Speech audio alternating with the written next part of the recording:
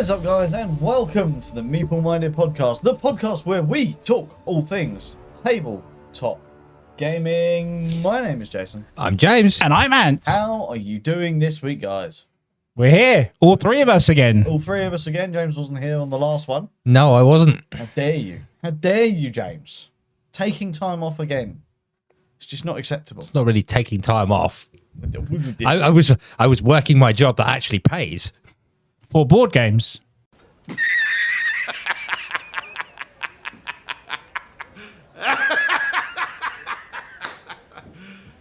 You serious? You know what? I actually was trying to help him on the situation, and I just remembered after I said it that he was actually by him. So it's like, my bad on that one. Sorry. Well, other than work, how have you been, James? What have you been up to? Work. Oh, okay. Fair enough. Work. A lot of work. You have got a bit of gaming in recently. I have got a bit of gaming. Honestly, the past 2 Mondays, I could have genuinely had a heart attack. You played more than one game. I 2 weeks in a row. know. 2 weeks in a row. I know. I didn't have to drag him to the table or anything. He voluntarily sat down. It was honestly, I could have had a Connery. It was damn. We're just glad you didn't, Jason. Well, I mean, Don't do that again. how about you, Ant? How have you been? Yeah. Life? Life goods, gaming goods. And we did an event at the weekend as well. We did, yeah. So- I just, went along to the Tabletop Rescue Open Day. We did. Spent some money that probably shouldn't have spent. Mm-hmm. Did save me a fair amount of money by buying the thing that I was going to buy. So yeah. Yeah. See, this is why I don't buy board games, because these two introduced me to, oh, that sounds really cool. Yeah, I've already bought it. I mean, to be fair, these are they're not brand new games, are they? No. They're older titles. But But was it actually good open there. There was a lot more than I was expecting there, to Yeah. be honest. Yeah, very surprised. yeah, I mean, they have quite a large stock all over the place, but obviously not all of it was in that one location, which is a shame. No, yeah, it was quite well spread out. Like the smaller cards deck sets were like in the living room far out somewhere, Yeah. and I was just like, oh, there it is, and most of them are gone now. So Yeah, I managed to finally pick up Pitch Car, which Yes. I've been after for so long. Very happy I managed to pick that up, as well as Mobile Markets, which which is another game I've been for it's looking an add-on, right? That's a standalone Smartphone Inc.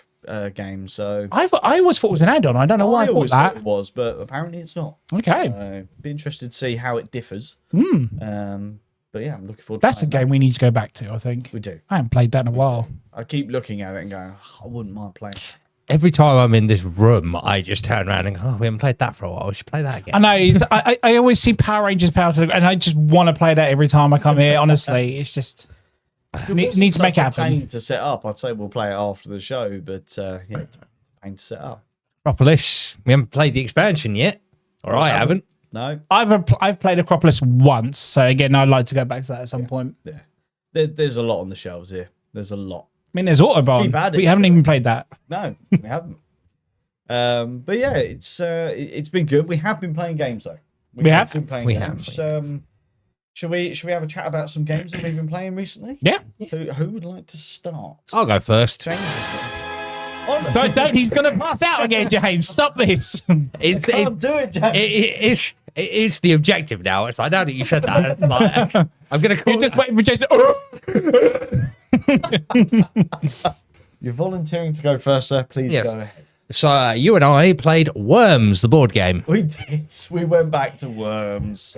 What a great game. What a great game. Carnage was had. It was. I needed a mind-numbing, not thinking game that night because I think it was my first. It was first full day at Wimbledon. First Wasn't it? full day of the Wimbledon Championships, which for those new listeners maybe don't know, I work at the Wimbledon Championships, and it's a killer during that. It destroys me, and to then go and run the game club afterwards, it is an absolute killer. But yes, we play Worms. James, talk to us about Worms. Carnage. Lots of carnage. Lots of carnage. I think Dave killed more of his own worms than we did. Yeah, it's. I was trying to kill my worms, and failing miserably and succeeding in destroying everyone else. Which is technically the aim of the game, Yes. but it's always entertaining when someone kills more of their own team than they do of the enemy. Yeah, I mean, I think it's fair to say that I had that game won probably about halfway through the game, Yep. but I continued to sabotage my own game just because I wanted to kill all my own work. Small price to pay. Yeah, I mean, you don't really have to attempt to do that. The game does that quite successfully on its own, which is very in keeping with the game. Yes, indeed. Indeed. I think we played a few different tiles as well, some of the Kickstarter tiles, which made it fun. Mm-hmm. But yeah, really, really good game. I think we've talked about Worms. I think I did a video on Worms. Yeah, and again, it's another one. I've only played the one since you've got it. I'm still waiting to play on the Epic Playmate you've got as well. So, Yes, it's just over there, actually. I'd love to get that to the table soon at some point, just to replay I it think again. I took the playmat. You did. We played on the playmat. Yeah, very, very good. Good fun. Worms, it's just a 2 to 4 player game. You have it's card, but it's battling, but with cards, isn't it? Really, and you're moving your worms around a very small board. Yeah, and much like I keep wanting to say mobile version of the game, but it's not, because it's originally a PlayStation game, from what I remember. Much like that version, you are just blowing stuff up. You're destroying the land in order to kill other worms. Great fun. All of the classics are in there. I think yes. I had the concrete goat. You had the... I had the holy hand grenade. You had the holy hand grenade. Holy hand Oh, Epic. so good. Great fun. Really replicates the digital implementation. I suppose it's not digital implementation, is it? It's the original. The digital game was fantastic. Great fun. And the board game's just as good, I would say. And you've obviously only played it once. Yeah, again, I want to play it again. I enjoyed it before I played it.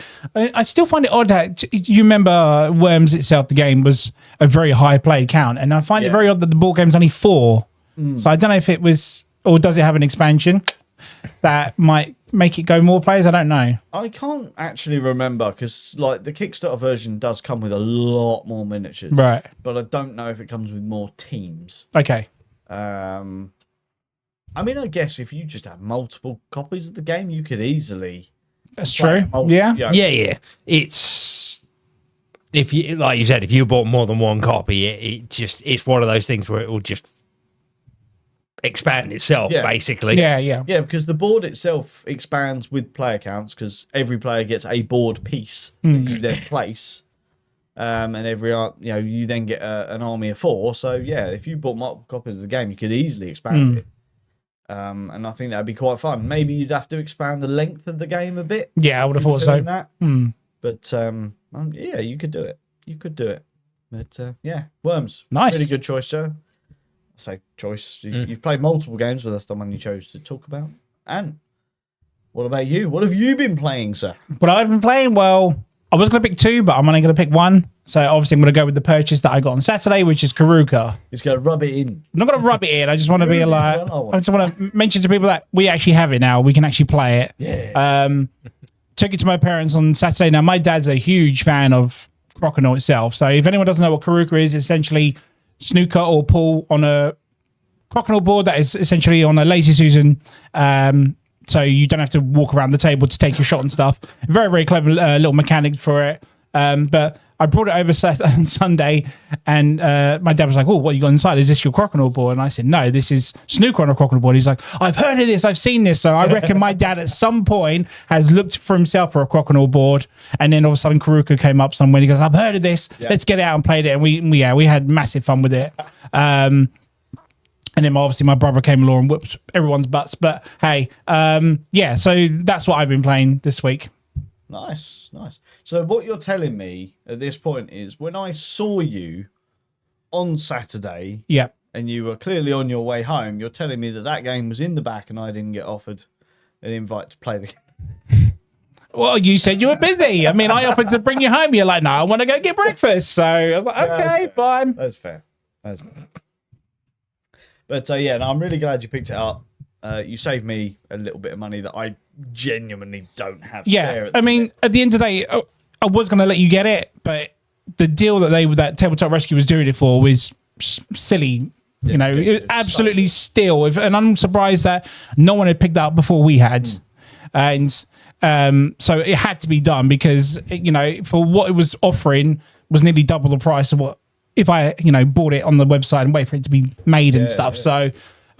So that's why I literally had to pick it up then and there. I probably will be broke for the rest of the month, but hey, small price to pay to get a hell of a steal on that. So yeah. So obviously, James, you don't know anything about this game because the thing you first heard of it was when you mentioned it a few minutes ago. But considering you said it was basically Paul on a crocodile board, I'm guessing it retails for quite a pretty penny. Yeah. So the board alone, without the extra pucks, because there's a snooker board version and there's a pool version of it, is £180 on its own. Yep. And then if you want the extra pucks to make it have pool or snooker on it, you're looking at over 200, if that. Yes, yeah. And they had it for 120 with everything. Yeah. Yeah. So it made sense. So yeah. So, and funny enough, I didn't even spot it. This massive board, I didn't even spot it. Jason was like, you seen that? You seen that? Yeah. And I contemplated, I was like, oh no, he was really debating it at one point, and I thought, you know what, just grab it while you can, because I'm worried that someone else is going to snoop and grab that hell of a steal. Yeah. And they probably should have done. But obviously it's quite a large investment for people that maybe didn't know about the game. But yeah, I'm really looking forward to actually playing that. We're hoping to get a game of that in after we finish after this, if we can.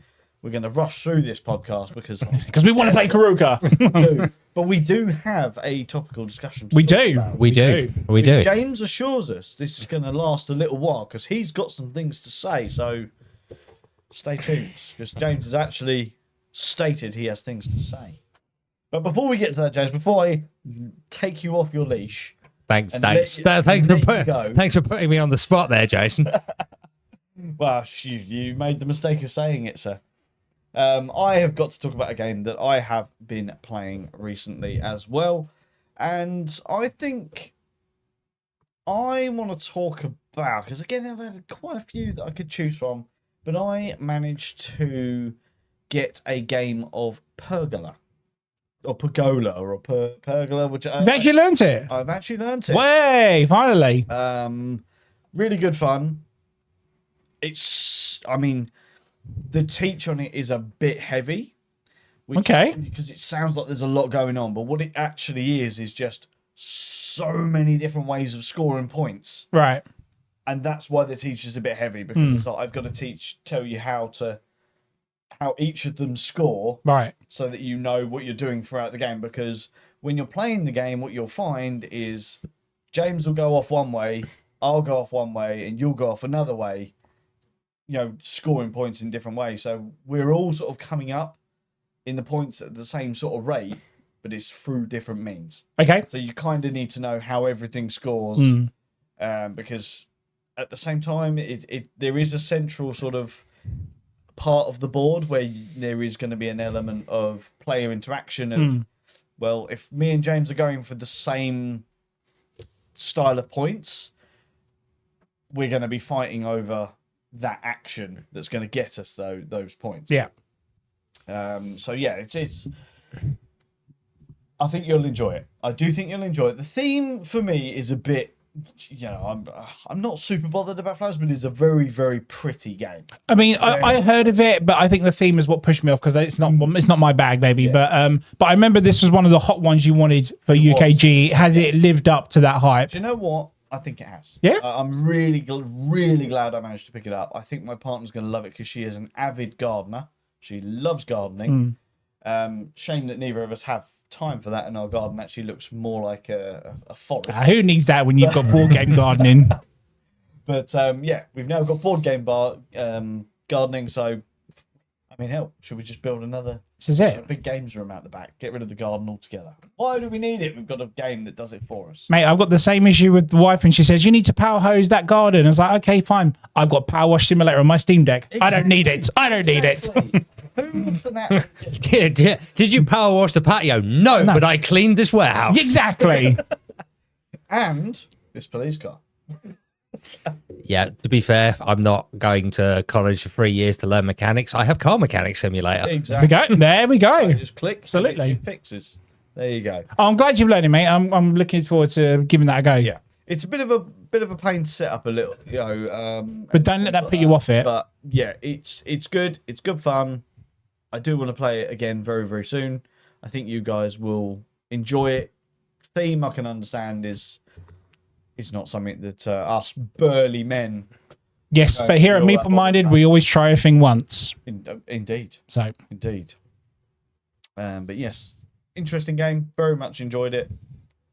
That is Pergola. I believe it is Pergola because it's gardening and Pergola is that thing. I actually was very tempted while I was at Wimbledon to take it with me because there is actually a bar at Wimbledon called the Pergola Bar. oh, and you could have taken I need to get me a picture. Yeah, that would have been pretty good actually. Game box or whatever. So I might try and do that, but it's quite a big box. Nice content for the Instagram page. I always forget that thing even exists. So, I am the best at promoting us on everything else but that. Yeah. But yeah, there you go. I played Pergola. You did Worms and Karuka. There's some games we've been playing recently. Are you ready for our main topical? I think James is really, but yes. He's literally biting the microphone. He's ready to roar. Day 1 expansions. Good or bad? So, James, what has got you so riled up that you want to talk about this? Well, it was your suggestion. I just Well, let's start with what is the actual topic. I just first. went, yes, that. Yeah, okay. So, the topical for today is we didn't have a topical to talk about. It's been a while since we've done a topical. This morning, we hadn't actually decided what we wanted to talk about. And it just, while I was at work, I don't know, something hit me and went, I want to talk about that. And I sent it to you guys, and James went over the moon, said yes, he wanted to talk about it. You sort of asked a couple of questions. But I think we all agreed that this would be a good. I've always got to ask to make sure I'm talking about the right thing. Yeah. It's like when we had the 2-player issue. It's like, okay, but can we do this? Do this, yeah. So we are talking about expansions for games, but more importantly, we're talking about day 1 expansions. So expansions that come out at the same time as the base game. And do we think that that's a good thing, a bad thing? Is it acceptable? I think we've got some interesting, varied opinions around this table. We have on my left, we have Anthony, who loves a big Kickstarter and going all in. Exactly. Usually involves multiple expansions. Does. We have James on the other side, who, while doesn't own a lot of board games, plays a lot of PC games, which have a tendency to do this as well. Yeah. So my view on it is stop doing it. Well, that was Thank you and good night, guys. But I also, because I did see Ant's message, I take the Kickstarter and its stretch goals and things like that out of that equation, because that game is still in development and that's more of a funding thing. I mean, if we're doing things properly on Kickstarter, then yes, but it's still a crowd. For the most part, though, it's still a little bit different because it's a crowdfunding platform, and the game is essentially still in development. Yeah, I mean, that's an argument to be had. I guess. My bugbear is when a game goes straight to retail, but retails on release immediately with an expansion, because it's like, no, that should be in the base game. So, I mean, that's obviously the first point I'm going to talk about, and it was what I sort of explained the topical to you guys as was, if you buy a base game and it comes out and then you find out there's an expansion that was actually released at the same time, do you personally view that as an expansion, or are you looking at as on, no, you're just charging me for the full game? Because if it was designed in line with that base game to be released at the same time, it's more like you've designed this big game and then chopped it into bits and gone, oh, well, we'll sell that as an expansion. It's like, well, no, because the game was designed as one. Yeah. And that's kind of how I view it. I mean, if it's released on day 1. Yeah, because it's I think you have to, like, if you look a little bit deeper as to, what actually causes an expansion in the first place. And I don't know if it's the same for board games, but very much the case in the video game side of it's usually feature creep. Like, we've got a bunch of ideas on a whiteboard and a deadline, and how much of this can we all want all of this in our game, but how much of this can we realistically get into it before this? Yeah. And if those other features come later on down the line, that's your expansion. It's like, we either the idea needed more development, like it was a good idea, but we haven't found a good way to implement it yet, or it's literally just going to take too much time to put in, so we'll kick it into the long grass and come back to it. Yeah. It's the same principle as what I said in the opening. If it releases on day one, all of those excuses go away, and it should have just been in the base game. And how do you feel? You're very suspiciously quiet. I mean, it's difficult for me because I don't think I've ever bought a game that's had an expansion released the same day, unless it's like we mentioned with the Kickstarter. So I'm in two minds about this. I mean, in a way, I like it because if it's a game you really like, you've got the extra part that you can go out and buy. Yeah. But then it's sort of the same thing with what James said about, then why isn't it in the base game regardless? Yeah. Could it be an issue with storage-wise? Because the more you pack into a base game, the more you're going to have to pay out. Yeah. It's like a thing I always said about deluxe components. Why are they never in the original? I mean, again, it's all money costs. So are they doing it as a cash grab, or are they doing it because they want people to afford to buy the base game itself? Yeah. So it's a very, very to and fro topic there. I mean, that is actually a very good point, because at the end of the day, especially with board games, I would say probably less so with the computer games, but with board games, because you're creating more physical components, there's a lot more cost with regards to production and all of that. So you could argue that maybe it has been done in order to keep the cost of the base game as cheap as physically possible. Would also, as you said, we'll go with the deluxe components. Well, we didn't put the deluxe ones in there because we were trying to keep it cheap. Yeah. Because if we gave you £100 game when every other game is 60, you're going to look at it and go, that's really expensive. Yeah. But at the same time, then you've got the knowing that a lot of board gamers are completionists, and a lot of board gamers love expansions. Yeah, yeah. So they're going to sort of go, well, I want the base game and the expansion, and that expansion actually costs more than what it would have cost if you lumped it all in one box. Yeah, yeah. You know, so yes, they may have charged £100 for that game, but now by releasing it as a second box, you've now got to factor in a second production, a second, actual load of components in a box. I'm probably paying £130 instead of £100. But at the same time, you can't do both. That's going back to sort of the big box episode we did as well. So again, all these other board games have been out for ages, and then they released. I mean, the big box version. I mean, Lost Ruins of Arnak is doing that this year. Yeah. So, but then look back at Scythe itself. I mean, that had its legendary box at the end of the day. But you said, board game maniacs want the whole shebang. Yeah. That they will throw them. If they love that game, they will do it. Yeah. Exactly. But I'm sort of thinking of stuff like Mansions of Madness, for example. So that's a big box on its own. The core box is near enough the same size as Nemesis, and I believe it's got 7 expansions. Like, could you imagine the box for that? That's well over £200 to £300. Yeah. So again, they're doing it just to spread it out, and so it's affordable to people. It's annoying that it's separately on day one. Of course it is.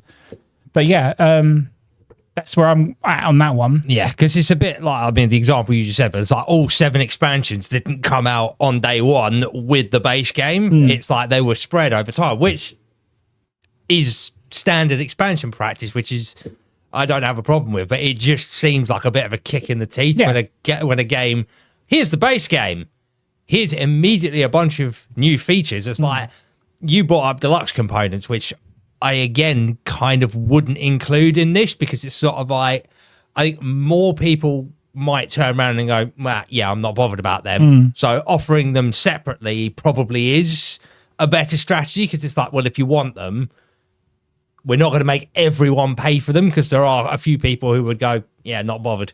Yeah. The standard components are fine. Game mechanics and gameplay, I think pretty much everyone's going to go, well, yeah, I want to try that. And I mean, that again, you brought up another thing that I wanted to talk about is, is there an argument to be had that it would actually depend on what type of expansion it is? If we're talking different game mechanisms, that to me is a bit more of a serious issue because it's like, yeah, you've actually removed an entire mechanism from the base game, which I don't approve of. Whereas I look back at, say, you brought up Nemesis. Nemesis came out with expansions already in place, but the majority of those expansions, if I'm not mistaken, were just, you had the Carnomorph expansion, which was just a different species of alien. Yeah. Am I bothered that was done separately? Probably not, because it didn't. Yes, it changed the game, but it only didn't so slightly. change Yeah. mechanisms. No. It was just a different faction, which means it's got to operate differently. Otherwise, what's the point in having? Yeah. So an expansion like that, I'm not so bothered about if it comes out at the same time, because that's an expanding, silly as it sounds, but an expanding expansion. Whereas an expansion that would fundamentally change the game, that I do have a problem with. Would I have had a problem if Art Nova was released at exactly the same time as Marine Worlds? Too damn right I would have been. yeah. Because it had changed the game so much. I mean, we've all said it made it better, and I would have been livid. Yeah, that's a very good example. That one, it's like a major expansion, or when the expansion is like, what's the game I was just looking at? Flashpoint. Yep. The one that we agree makes the game 10 times better. If that had released on day one with the base game, yeah, you'd be livid because it's a deck of cards. Why is that not in the base game? Yeah, exactly. And it just, again, I think that's probably an argument to be had, that it would depend on what that expansion actually has in it. I was about to say, would you actually do your homework of that expansion, knowing it's going to change mechanics, or I think or is it just, it's the expansion of my favorite game, I just buy it regardless? It's definitely a different mindset for me at the minute, because I've kind of gone off expansions full stop. Yeah. For the most part, and I only expand games that I'm properly into. Yeah, or it would have to be something. I'd have to, like you said, do my research to go, is this expansion going to add something that's worthwhile? Yeah. Yeah. Now, if you found, for example, if you were buying a game now, I know this is very hypothetical for you, James, but if you were to go and buy a game right now, we know you own Nemesis. Yep. Say you were interested in Nemesis Retaliation, and it was coming out in retail tomorrow, but it was being released alongside an expansion that does change the game. Would you be put off buying that base game because of the fact that they didn't include it, and it just seems like a bit of a cash grab? Yes. Okay. Straight up. Nice. What And about you, Am? I mean, Nemesis Retaliation is meant to have changed the gameplay of the Nemesis. Yeah. Full stop. With the certain aspects of some of the old games still in there. The problem with me with expansions now is that I would still buy it, but will it still come to the table was the issue. Yeah. And that's the issue I've been having with expansions recently. Like you said, when I buy, like this Terrascape, for example, not one expansion has come to the table. I've had that game for nearly 2 years now. Yeah. So we do need to change that, actually. So I sort of think about expansions now, whether I do it. Essentially, no, because I haven't played the base game yet. Yeah. I would always play that first now, because I've learned my lesson with buying expansion, especially like you mentioned with the first Nemesis. I had the other ones, and I think only Aftermath was the only one I played. Yeah. So Void Seekers never played, and Quantumorphs never played. Nemesis Kings never played. So, yeah. So another one I was going to quote today was actually Root, because whenever when they released Root as the base game, it came with, I think, 2. What, day one? separate expansions. I believe so. I could be slightly wrong, but it wasn't long after. Yeah. Because they were all part of the same Kickstarter campaign. Now, Root, from what I remember, doesn't change the base game because obviously Root is an asymmetric game, but all the factions were incredibly different. But what it did add was just a lot of replay value Right. by buying those expansions. The problem I inherently have in that instance is you don't really. They could have easily, because Root comes in a much smaller box than a, air quotes, standard board game box. If they put the game in a standard box, you probably could have got all of it in one box. And it makes you beg the question. I know, but wasn't the size of the box is like that, but yeah, it begs the question: why didn't you? Yeah. but wasn't the size of the Root box meant to go with the theme of Roots? Like they're all being small and all miniatures, and that's probably why they've done it. I mean, like you said, they could have done a bigger version, obviously, but yeah, that again, that's another one. But I think, my personal thing is, I have to draw it back to the one that really grinds me is when it changes game mechanisms, or even adds Game mechanisms. Yeah. Because that is that is literally the evidence that they have designed the game and taken a knife to it and gone chop. That's an expansion. That's a base game. And that has, I guess you could, like I said, you could argue it's to keep the cost down, but it screams more, we want to make some more money out of this. I disagree. It doesn't scream, I want to keep the cost down if it's a day one release. If it releases 6 months later, then yes, you could argue that they might have designed that game all in one, but gone, we can't afford to produce it like this, so we'll take this bit off and release it later. Basically, so it doesn't seem like a massive insult. Yeah. So let's talk about crowdfunding, because that's where most of this is going to occur. Okay, now I'm still very much of the mindset as like, if you have already designed your expansions before you've even gone live on crowdfunding, which is what they do more often than not now, I'd rather you just include it in the base game. And the main reason is because I have done that before. I have backed campaigns that have come with all these expansions, and so often are the expansions absolute tat compared to the base game, that it's clear that it's like, well, no, this is the stuff that you design this big game, and talk to game designers, they all say the same thing. When you're designing a game, you end up putting so much stuff in it and then going, I've got a completed game, what can I cut back? And so cut that off, cut that off, cut that off, cut that off. And that's what I feel that they put into crowdfunding expansions more often than not. It's like, you want the full game, i.e. the garbage version of this game, buy this expansion. But they're not going to say the garbage expansion. It's the bits that didn't make the cut. And it's a very sort of watered dulled down version way of saying all of these things, but that's how it comes across to someone like me and the experiences I've had in the past of getting expansions with crowdfunding. Because again, to use the flip side from the video game world, it's like, if an expansion is the result of, well, I had this idea for a game mechanic that I was going to put in the base game, but upon playtesting didn't really work, but I liked the idea. Yeah. It's like, okay, that needs more work. So pop that over here, keep working on it. And that's going to be the base for my expansion. Yeah. Makes a lot more sense and is more forgivable, because it's like, yeah, I had this idea, but it wasn't working, so it needed more work.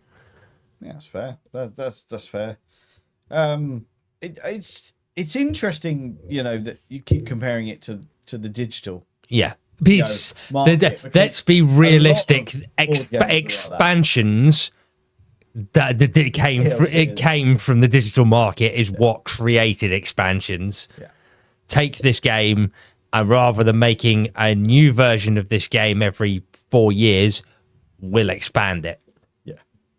And keep adding features to it. It makes arguably more sense in the digital world, like I said, because of deadlines and having to code everything. It's like a lot of those features that come in the expansions were, we want it, but we're just running out. We've run out of time. Yeah. Just had a little bit of a short break there while we dealt with James's microphone stand being a pain in the backside. But yep. Where were we? Crowdfunding. That's right. So, Ant, yes, you are. I guess me and you are both crowdfunding addicts, or former crowdfunding addicts, shall we say? Because I've become very good. I don't back anywhere near as much as I used to. But yeah, do you find yourself being drawn to games if they include expansions or? So I'm going to bring up IP games. Yep. So, for example, if you've got stuff like DC United or Marvel United, something as huge as that, you know there's expansions in it. As a gamer, you'll know there's expansions for it. Yeah. So I think you've got to go in prepared knowing there will be expansions for certain games and stuff. I think also depending on what the game is and what type of gamer you are. Like if you're mad into something like Zombicide, every time there's a campaign for Zombicide, there is expansions up the yin yang, like a horrendous amount. Yeah. But then you have to think to yourself, is it going to come to the table? Am I going to use this enough? I'm going to make a paint all these and whatnot. Yeah. You have to be the biggest Zombicide fan to go all in on stuff like that because it is a crazy amount of it. And my guy on my podcast, John, who went and bought the Western version of it, I kid you not, it was nearly 3 big boxes of just extra bosses, extra tiles, plastic tokens. Is it necessary? No, but that's how much a gamer he is, and that's how much he loves that franchise. Yeah. So I think that's another thing you've got to take into consideration. If you're a massive fan of this, maybe you will go all in. But I learned from personal experiences not to go in it. So with DC United, I've backed that. Yep. Have I backed everything? No. I've only backed specific ones for characters that I actually want to play as. Yes. So there is a choice in the factor, but if you're that comic nut, you will go all in regardless. Yeah, see, again, that they were expansions that just expanded the characters. Yeah. Right? They weren't mechanisms. IP's too huge to be in one box at the end of the day. Yes. So yeah. And I think there's a wealth of games that are like that. I sort of think back to Marvel Legendary. Yeah. All those expansions have come at separate times and things like that, so it doesn't affect it too much. But then you've got things like Marvel Dice Throne, where Marvel Champions, they were releasing them at the same sort of time, and it's like, when you look at the base box, it's got 4 heroes in it or 6 for the standard one. The standard one, but if you want the chest, it's got all 8 of them in it. Yeah. But the standard one's only 4. Yeah. But the chest is essentially the full game because they've included the 2 expansions, right? Yep. And there's another expansion separate from that. So yeah. So again, going back to DC United and Marvel United and games like that, you know that game is going to be expansion heaven, basically, because of the size of the IP. But what would not be acceptable would be for them to go, here's the base game, but we've taken this really popular character that everyone's going to want to play and released it separately on the same day and charged you an extra bit of money. Well, that is what is commonly referred to as a move. Yeah, absolutely. And they definitely did that with Marvel United, 100%. I think they've learned their lesson with DC United. Like the core box has pretty much the basic, all characters like Batman, Joker, Superman, all in one. But definitely they 100%. When they took Thor out, for example, and that had to be a completely separate one, I was absolutely raging about that. Like Spider-Man, another one. Like everyone loves Spider-Man. Why take him out? Because it's money, money, money. Yep, exactly. And that is your perfect, evidence of the cash cow 100% version of what we're talking about. And that is one of those that I think all of us would agree that we do not approve of, especially as a day one. Yeah. When that kind of thing happens as a day one, basically the company hasn't even got the excuse of, oh, we needed time to work on his card set or something like that, which is why he's coming out 3 months down the line. You're releasing it on day one, right next to the base game. No, that's a cash grab. Yeah. And again, I mean, it's an interesting one. I guess this is a bit of a sidetrack from that. You mentioned earlier, James, how, crowdfunding is different with stretch goals and things like that. Cool Mini or Not used to be the kings of crowdfunding and knowing how to get more money. And we can go back to talking about, I think it was Marvel United, and they would release a expansion, which is a paid expansion, which would have characters from, let's say, the Doctor Strange universe in it. But Doctor Strange himself was a stretch goal, so you had to back it on which was the massive promo box, which could have been the base game. You couldn't just back the base game. You had to get the all-in, if I remember correctly. Yeah, it was, To get it. It's like, that's a no. That's a big no. Massive no. And I know that's not retail. Yeah, but this is the issue with IP, isn't it? Let's be honest, that's not using the stretch goal mechanic the way it was intended. It was, we've got these ideas and we're not a gigantic multi-million-pound company, so we've got all these ideas, but we can only implement the ones down here if we actually reach these goals. Not, we could produce this without crowdfunding, but hey. Yeah. Well, they can't now. Well, they can't now, but... But, it's... I think... Kickstarter was meant to be small game developers who basically don't have that massive financial backing going, hey, we've got a really good idea, but we can't pay for it. Yeah. But it's not just... I know we were talking about IP, I brought it up, but it's not just IP games that do that. Yeah. Like, I think my Explorers of Navoria has a 5th player expansion, and you talk about Bagula setting up, like, okay, let's set the base game up. Oh, now I've got to get the 5th player out from a different box, put that all up, and that's just another ball ache, isn't it, really, to do that? I would guess we need to talk about that as well, because that's another type of expansion that you'll get, which will be adding more players, which is quite often the 5th player. That's become more of a standard thing that they're now incorporating. Yeah. See, I'm going to go against the grain of the general theme here and go, I don't actually have a problem with that. Because adding or dropping, well, it's usually adding player counts, but it's more of a niche thing, which I don't have a problem saving money by taking out that 5th player. Yep. Because it's giving me the option of going, well, my game group never goes that high, so to me that's going to be wasted cardboard. So actually taking that out and making it a separate expansion, I don't have a problem with that. See, I definitely would assimilate with this, because I feel that way with regards to games that come with a solo mode. I'm never going to play my game solo.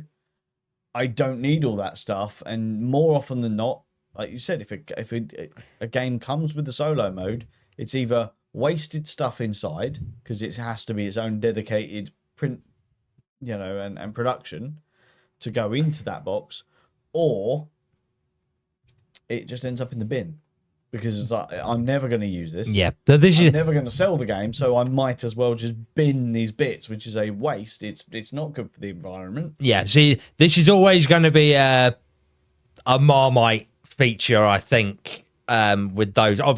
As we have spelled out, we don't have a problem with it because our game group doesn't normally go that high. If you do play in a regular game group that goes to 5 or 6 players, you're going to feel unfairly penalized having to keep paying extra for 5th and 6th player expansions. So I see both sides of it, and it's like, my opinion on that is clearly biased. Yeah. And I think another thing that you can look at when it comes to increasing player counts with expansions, or whether it goes into the base game, is how many times have we played a game, for example, that's for 2 to 5 players, and literally everyone says, I would never play this at 5. Yep. And you kind of think to yourself, if they really wanted to put a 5th player in this, maybe they should have taken a bit more time, thought process, figure out different ways to incorporate it, and then release it as an expansion. Like you said, though, you'll always get those people that will be like, oh, well, our game group is 5 people, so we have to have 5-player games.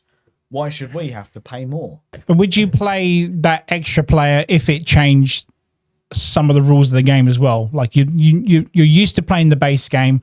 Now, if you put a 5th player in, the rules change now. Suddenly changes. Yeah, because back to Explorers on Devoria, that's what happens if you put a 5th player in. Yeah. Rules completely change. Yeah.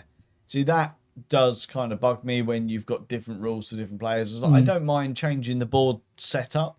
It was like, oh, well, we're playing 2 players today. Okay, so you don't put this on the board. Yeah. And that's all that changes. I don't Whereas when you start having more players or less players, and it's like, oh, right, now you don't do this in the entire game.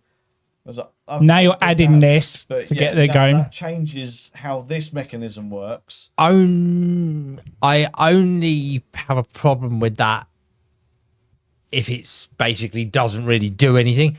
As we said, a lot of games we've played that go up to that sort of higher player count of 5 or 6, we've all turned around and gone, I wouldn't play this at higher player counts because it won't work.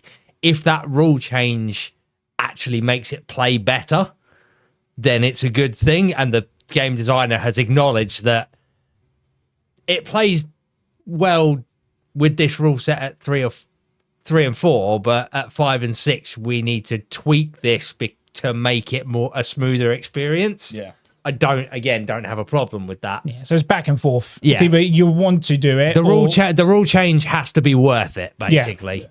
And if that rule change, and it's easily tested because you just play at 5 players with the 3-player rule set and see what happens. House rule it.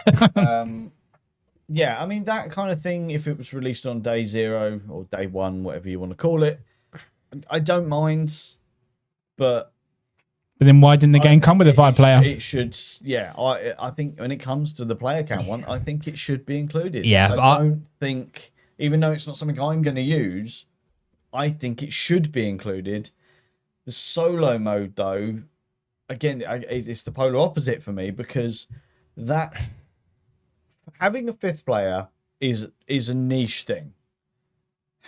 Solo is even more niche, and you're catering for all those people when you could easily. And don't get me wrong, I don't want them to sell it as an expansion that comes in its own box and, you know, it has all this extra production. It's going to cost them an extra 20 quid.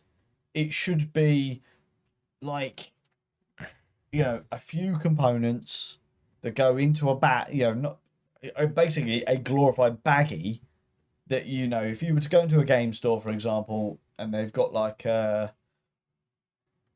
want to say like the racking that you would buy sleeves on. Yeah. But instead you have bags of hanging components for solo mode. There's like, oh, I want a solo mode for Ark Nova. There we go. Small little baggie. I can incorporate that into my game, or I can separate it out. It stays in this little baggie, can sit in the box or whatever. That is how I would do it. No fancy production on a box that's going to inflate the price. It's like, no, stick it in a little plastic baggie. Off you go. Or paper bag if you really want to, but I think you should be able to see what's in it. Because, yeah, you know, maybe £5. It's a cheap upgrade that, to be honest, I reckon most people, even if they've probably got no intention of ever playing the game solo, if they're buying it in a game store, it's an upsell. But for that game store, you would help support the game store. You know, like, oh, do you want sleeves with that? Oh, do you want the... Would you be interested in the solo mode? It's only a £5. Oh, yeah, go on then. But it's an upsell because that person's never, ever going to use it. But then I argue with myself, as like, if they're going to do that, why wasn't it just included in the price and just boost the price by a £5? It's giving it's because it's giving the customer that option, which is my argument for the player count one. It's like, the vast majority of people play games at 3 to 4 player counts, which is the sweet spot. So the higher player counts should be an optional, effectively. Yeah. But I understand that immediately the people who regularly play at levels 5 and 6 are going to say, well, no, because that's unfairly penalising us. Yes. So I appreciate that my point of view is biased because that's where our game group sits. 100%. I do think all three of us are biased in that because we very rarely play games over. The only game I think we've played at 5 player, and I don't even know if we actually got it to the full 5 player ever. I think we did once, was Nemesis. Yes, we did. Yeah, we have done that at 5. And it wasn't too bad, it just elongated it out a bit too long. It does. I mean, don't get me wrong, I've played quite a few games at higher player counts, and they're all right. As much as I don't like party games, the only ones that really work above 5 Yeah, because they're designed to be quick. are those types of games. I kind of like high player count games. Okay. I don't not like them, but I would only play them with a select because I don't want the game to go on literally all night. I would only play them with a certain people. Yeah, and it has to be the type of game you like as well, because you said Nemesis at 5. That's an over 3-hour game. Yeah, straight off the bat. So you know you get the right group. Yeah, and it's hilariously funny. It's like Jason said. It's like a majority of my high player count games are party games or social deduction games, but I have played Scythe at 7. I actually quite enjoyed it, to be honest. Yes, it did go on for long, but I knew what I was getting into. Yeah. So I kind of do like expansions that do add an extra player because it gives me the option. Because I do have a couple of bigger group, player count groups that I like to play with. So Heat's a good one for that. Yeah, pretty absolutely. much every expansion came with an extra car. Yeah. But they were released a long time after the base game. Yes, now it was an interesting one because everyone at the start was like, "Well, we want the extra players now." Yeah, because would everyone have gone? Well, hang on a minute. If all that was ready, why wasn't it in the base game? But it wasn't. It's like that's just forward planning. It's like because the expansions weren't just the car. Otherwise, everyone rightly would have kicked off because the base game came with the indents in the box insert for the extra car. Yeah, you knew it was coming. Well, they're going to add 5 extra cars to this game at some point. Why? Because there's 5 extra holes in the thing. Yeah. But those expansions also came with tracks, new mechanics, all that kind of stuff. So it's like, but we know we're going to get at least 1 car in each expansion. Yeah, but how would you have felt if they'd released all of the expansions at the same time? If they were as they are now, so for example, Heavy Rain came out as Heavy Rain, Tunnel Vision came out as Tunnel Vision, but they all came out on day one. If they'd done it without the cars, like the cars were already in the base game, but the maps were separate, like, was it Downforce? Downforce, yeah. Downforce done exactly the same thing. It literally was just the maps. Yeah. It wasn't the extra cars or anything, because you had those in the base game. If he'd done that, I think that would have been acceptable for me, but I don't know what James was saying this. No, because the Heat came with the mechanics. The map pack for Downforce, I'm kind of on the fence about, because it's just sort of like, if you've looked at Downforce and gone, mate, looking at the mechanics of the game, I'm only ever going to use the base map because the other maps don't actually change the game all that much. They're just different artwork, effectively. Whereas the Heat maps are linked in with it. It's a bit weird because you can't really do it with Heat because certain mechanics are tied to certain boards. Right. Like Heavy Rain, for example. It's like, well, you can sort of house rule it onto the other maps. It's designed for the Japanese Grand Prix map. So they wouldn't have released it on day one. Otherwise, the mechanics would have been attached to all the boards. I would still have been annoyed because it's just not like if you've got all of these mechanics done and dusted, they could have just been in one box. One mega box or something, Yeah, so I think the hypothetical thing of if it was already on day one and they released it all on day one, yeah, I would want the expansions. I want them as expansions. paid for expansions, but what I would want would be the cars and all the necessary rules to be included in the base game, and then I would actually prefer the downforce way of doing things. I just want Map to buy packs. maps. Yeah. You know, I want to buy tracks, isn't it? I want to buy tracks from around the world with the rules and everything else already in place, because then they can be included in every single map without having to house rule stuff. As I said, this is a hypothetical thing because that is not what happened. But if it did happen that way, might that's actually how I would want arguably Heat might have actually been better had they done it that way, if all the mechanics had come out in the base game and they just released the map packs, because then, like you said, all the mechanics would work on all the tracks. Yeah.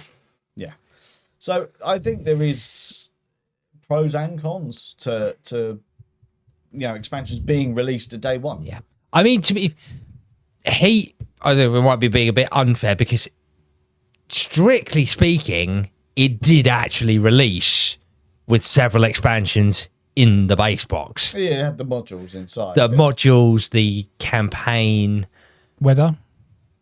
sort of. Yeah. It had a weather mechanic, but not a very in-depth one. And the championship modes. So, strictly speaking, they are what they didn't call them expansions, they called them modules, because they could be taken in and out of the base game. Yeah. Another company would have sold all of those as expansions. Yeah, even if they were, because the majority of them decks of cards, so they could easily just, £5 for the deck of cards. It probably wouldn't be £5, to be fair. No. It would be a tenner. So yeah, another company would have blatantly sold all of those as expansions. And that game, without having those included, would have been very basic and not worth the value that they placed upon it. So I mean, the modification pack, the upgrade deck, gives you replayability on its own. The ability to draft and build your car. It's a very good point, James. You've brought it up there that they included those modules. So we'll say that they are mini expansions. Yeah. And we can circle back to what we were talking about earlier about how a game could be cheaper if it wasn't included. If they didn't include that and that game was cheaper, would we prefer it that they give you the option to buy them separately and just have a cheaper base game? No. It's what, 70 quid RRP for Heat? So I reckon 60, 70. That, they could probably knock it out for RRP 45.50. I think it would be too basic without the modules, even at that price tag. But I think Heat's just about the right level of modularity and meatiness, because you can take bits out as and wish as and when you please. And this is probably why they did it the way they did, because as someone who bought Heat, I would have actually preferred it to come out without those things included and then have those as day one options that you could buy separately. Because I know that the only one that I probably would have bought would have been the car modification one, which would have saved me money. That one, if we're gonna be brutal about it, that one needed to be in the base game, because once you've played it once, I would say, in completely stripped down base mode, you're never using that base deck again, because of the drafting and building of the car is just too much fun. Yeah. And once you've played that mode, you're never going back to the basic, everyone's got the same deck of cards. It's just, that's what makes the game for me. Like I said, the championship stuff that's in it, I've never bothered. I'm not bothered by it. So that would have been something I would have saved money on. Am I bothered that it was included and the price I paid for it? Not really. But if I really sat and thought about it, it's like, well, I could have saved money by not having that. I could have saved money by not having that. And you sort of think to yourself, well, yeah, they've kind of got extra money out of me for lots of stuff that I'm not going to use. Which again, I'm no eco warrior, but I'd sit here thinking to myself, I was like, they've had to produce this. It's been produced in China. It's put a lot of shit, stuff into the ozone for basically sitting in a box for the rest of its life, never being used. So maybe there is a argument to be had that some forms of expansion could be good for day one releases alongside the base games to give people an option. I just don't think. Yeah. Going back to what we said right at the beginning, it's like if it's mechanisms, which all of those Heat expansions are, they should be in there. They should be in there. Yeah. And you're not a big fan of Heat. What would you? Let's say you were a lover of Heat. What would you say? Would you? In fact, any game you like, would you prefer a cheaper game that you could then decide whether you wanted stuff or not? I don't think it's viable for shop space, really, but it'd be interesting if they could. No, I don't think I would. No? No. You prefer it to all be included? Yeah, I mean, I think that's just more of a cop-out for the big gamer. I mean, for other gamers, it might be affordable to do that. Yeah. But for me, I'd rather have the proper version of it. Yeah. Even if you know it's never going to be used. Yeah. I mean, another interesting aspect we could talk about was James talking about DLC, which is downloadable content. Most video games do what they call a season pass thing. Now, here's a question for you. If you don't know what season pass is, you pay £30 to £50 for add-ons, but they never tell you when the add-on comes out. So if Days of Wonder said to you, there's your base game, you pay 55 for it, for another 50 quid on top, you can have the DLC or the expansions, but they'll come out within the next 2 years. We're not going to tell you when. So Heavy Rain's there, ready. And what was it? Tunnel Vision's another one. But we won't say when they're coming out. Would you have done that? It's all paid for at the end of the day. You just simply have to wait for it. It's an interesting thing, and I'm surprised that model hasn't come out as basically as an addition to things like Kickstarter. You can have that Days of Wonder. Like rather than pre-funding it, basically when a game releases, go, we've got expansions in the pipeline. Yeah. Would you basically like to pre-order them now? In a season pass style thing, I'm genuinely surprised none of the big publishers have jumped on that yet. I mean, I guess I was about to say you've got something similar with like Stonemaier. They do that sort of Stonemaier Elite or whatever they call it. But all it really is you get advanced, or you're prioritized for when the games are released. But you still don't pay for it until it's. Yeah, that just sounds like, you get to pre-order before everyone else does, sort of thing. Yeah. But to actually have the copy, like James said, it's a pre-sale in a way. You know it's coming, you just don't know when it's coming. Yeah. Because that's what video games do. You pay for that, but they never say when it's coming out. You just know there will be more for that game. There'll be some longevity for it. What would be an interesting concept is if they did go down that route, something like Unmatched. Yeah. Where they could release a single character every however many months. Yeah, absolutely. And you have to be it's a subscription basically. Yeah, but could you imagine if they say like these are all coming out, and if there's a couple in there you really want, but I'll tell you when there they could be like last, but you know they're coming at the end of the day. I just think it's a genius idea. Like James said, how they've not caught onto that now, I'll never know. But hey, the gutting thing when you do that and then sell the game because you forget that you've got it, and then randomly something turns up. Yeah, you get the email saying, "Is this still your address? Do you want to change it? Yeah. Something's coming. Oh, what is it?" What is it? Yes, the daily Kickstarter email. Yeah. But yeah, I'm happy to start wrapping this up, guys. I do want to ask you, overall, if you had to pick yay or nay for day one expansions, no matter what type of expansion it is, it's how do you feel? Still, I lean towards no, just because more often than not it is mechanism based, and it just grinds my gears when they do that. Yeah, like you said, it's like taking a making a cake, cutting a slice off, and going, "Would you like to buy the extra slice of cake for 15?" Yes, yes. We'll give you this this entire cake minus one slice for a £5, but if you want the whole cake, you need to pay another 15. Yeah, which I just don't agree with it. What about you, Ant? James has got some very good points there. I'm not going to lie, but I think for me, I would look into it. I would know what the expansion is and what it would do, and FOMO would kick in. So I would say yes on this. Yep. I know it's a day one cop out, but I know there'll be a part of me that's like, oh, I really enjoyed that. I wish I'd got that expansion now, even though it might not even come to the table like I mentioned before, but I kind of feel like I'll FOMO it and really should have had it. So I'll say yes. I was going to lean to no, but I think yes would be more my answer to this. No, it's a very interesting topic again today, and it's very to and fro. Yeah. And I think again, it's the game you're excited for, or if you're just doing it just because you want the full experience, or if, like you said, if it's just a cop out and you just don't want to do it, you just want the base game. Yep. It's very, very to and fro. Yeah.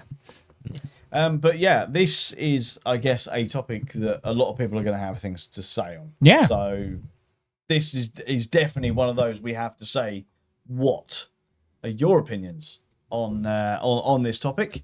Do you like day one expansions? Perfect thing down there, comment section. Comment below and let us know. Love saying it. He absolutely loves saying it. I'll have to put like a graphic over your face. Meeple minded t-shirts and me saying that. Yep, I think that needs to happen, doesn't it? But yeah, we really do want to know what people think around this, because I think we're actually very different on this one. Yeah, there's definitely a lot more negativity on But that's a good thing. It's not point having a topical where you all agree on it at the end of the day. So it's good to have both sides of the story. It's weird that for once I'm in the middle. It's weird that I'm in the middle of this one. But James was all out on this one, and he had some very, very good points to it. How does that middle ground feel, Jason? It doesn't feel good. It doesn't feel good. I feel like I'm cheating the industry by not being on Ant's side and saying, no, I need to spend all my money. No. But at the same time, Hey, Jason, agreeing with you is very difficult. get off the fence, man. Pick a side, man. But yes, as we said, let us know your opinions. But I'm happy to head off because we've got a game. Yes. That we really want to play. So let's get to it. Till next time, I have been Jason. I have been James. I've been Ant. And you have been watching or listening to the Meeple Minded podcast. Join us next time for more tabletop gaming goodness. Ta-ta and goodbye.